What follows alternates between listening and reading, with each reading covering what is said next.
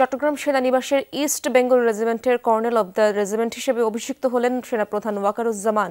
Vitamin ও fibre সমৃদ্ধ fresh আটা ময়দা সুজি আপনাকে দিবে সুস্বাস্থ্যের নিশ্চয়তা। ফ্রেশ আটা ময়দা সুজি। সকালে শহীদ M.R. চৌধুরী প্যারেড গ্রাউন্ডে ঐতিহ্যবাহী ইস্ট বেঙ্গল রেজিমেন্টের 17তম কর্নেল অব দ্য রেজিমেন্ট হিসেবে অভিষিক্ত হয়ে অভিভাবকত্ব গ্রহণ করেন সেনাপ্রধান। এ সময় তিনি বলেন, বাংলাদেশ সেনাবাহিনীতে নতুন ইউনিট প্রতিষ্ঠা, আধুনিক অস্ত্র ও সরঞ্জামাদি সহ বহু উন্নয়ন কার্যক্রম অন্তর্ভুক্ত রয়েছে।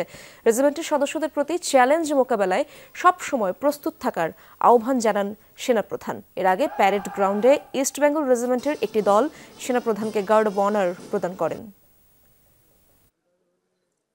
যুদ্ধোপযোগী এবং আধুনিক প্রযুক্তির যে কোনো প্রয়োজনীয় যুদ্ধাস্ত্র সরঞ্জাম যোগান দেওয়ার ব্যাপারে আমি সর্বদা সচেষ্ট থাকব।